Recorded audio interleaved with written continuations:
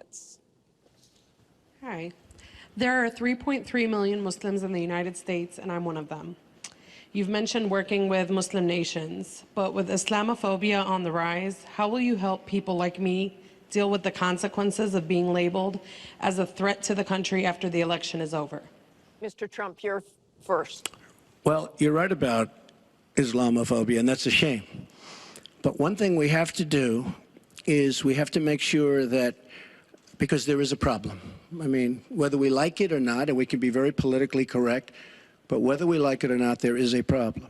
And we have to be sure that Muslims come in and report when they see something going on. When they see hatred going on, they have to report it. As an example, in San Bernardino, many people saw the bombs all over the apartment of the two people that killed 14 and wounded many, many people. Horribly wounded. They'll never be the same. Muslims have to report the problems when they see them. And, you know, there's always a reason for everything. If they don't do that, it's a very difficult situation for our country. Because you look at Orlando, and you look at San Bernardino, and you look at the World Trade Center, go outside, you look at Paris, look at that horrible, these are radical Islamic terrorists. And she won't even mention the word, and nor will President Obama. He won't use the term radical Islamic terrorism. Now, to solve a problem, you have to be able to state what the problem is, or at least say the name. She won't say the name, and President Obama won't say the name, but the name is there. It's radical Islamic terror. And before you solve it, you have to say the name. Secretary Clinton. Well, thank you for asking your question. And I've heard this question from a lot of Muslim Americans across our country. Because, unfortunately, there's been a lot of very divisive, dark things said about Muslims. And even someone like Captain Khan, the young man who sacrificed himself defending our country in the United States Army, has been subject to attack by Donald. I want to say just a couple of things. First, we've had Muslims in America since George Washington. And we've had many successful Muslims. We just lost a particularly well-known one with Muhammad Ali. My vision of America is an America where everyone has a place. If you're willing to work hard, you do your part, you contribute to the community. That's what America is. That's what we want America to be for our children and our grandchildren. It's also very short-sighted and even dangerous to be engaging in the kind of demagogic rhetoric that Donald has about Muslims. We need American Muslims to be part of our eyes and ears on our front lines. I've worked with a lot of different Muslim groups around America. I've met with a lot of them, and I've heard how important it is for them to feel that they are wanted and included and part of our country, part of our homeland security, and that's what I want to see. It's also important, I intend to defeat ISIS, to do so in a coalition with majority Muslim nations. Right now, a lot of those nations are hearing what Donald says and wondering, why should we cooperate with the Americans? And this is a gift to ISIS and the terrorists. Violent jihadist terrorists. We are not at war with Islam. And it is a mistake, and it plays into the hands of the terrorists to act as though we are. So I want a country where citizens like you and your family are just as welcome as anyone else. Thank you, Secretary Clinton. Mr. Trump, in December, you said this: Donald J. Trump is calling for a total and complete shutdown of Muslims entering the United States until our country's representatives can figure out what the hell is going on. We have no choice. We have no choice. Your running mate said this week that the Muslim ban is no longer your position. Is that correct? And if it is, was it a mistake to have a religious test? First of all, Captain Khan is an American hero. And if I were president at that time, he would be alive today, because unlike her, who voted for the war without knowing what she was doing, I would not have had our people in Iraq. Iraq was a disaster. So he would have been alive today. The Muslim ban is something that in some form has morphed into an extreme vetting from certain areas of the world. Hillary Clinton wants to allow And hundreds why of did it thousands- morph into excuse that? me, No, excuse did me. you? No, answer the question. Why Do don't you you still interrupt believe? her? You I interrupt do. me all the time. Why don't you Would you interrupt her? please explain whether or not the Muslim ban still stands? It's called extreme vetting.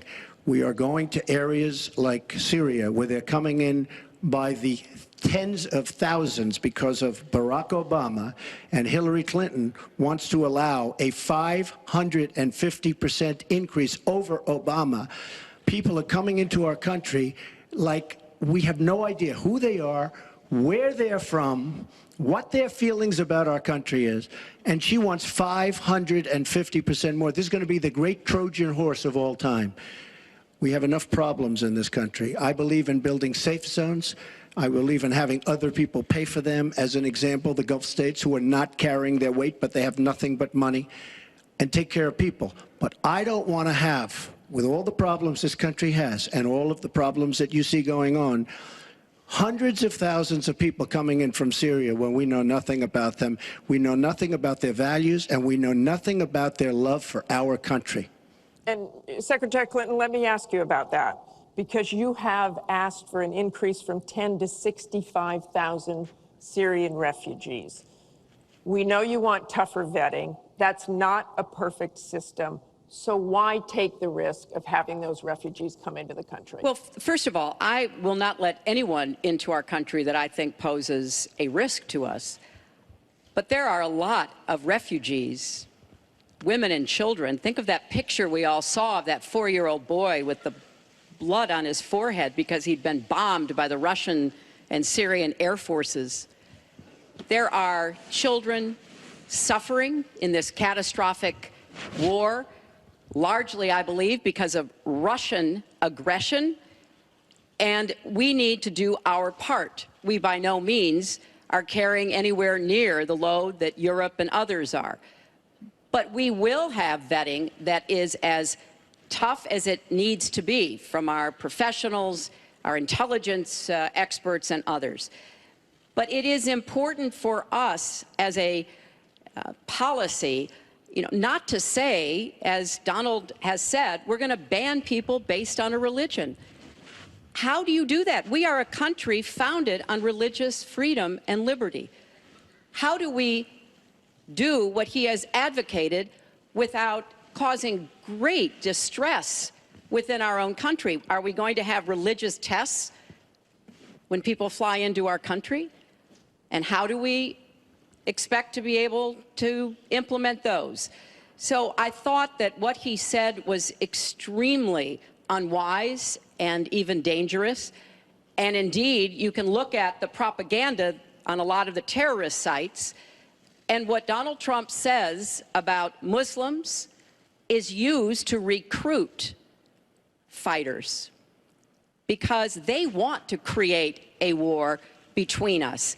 And the final thing I would say, this is the 10th or 12th time that he's denied being for the war in Iraq. We have it on tape. The entire press corps has looked at it. It's been debunked, but it never stops him from saying whatever he wants to say. Has not been debunked.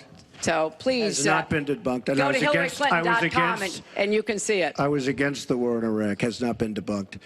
And you voted for it, and you shouldn't have. Well, I just want to There's been lots of say- fact-checking on that. I'd like to move on to an online question. She just went about 25 seconds over her time. She Could did I not. just respond to this, please? Very quickly, please.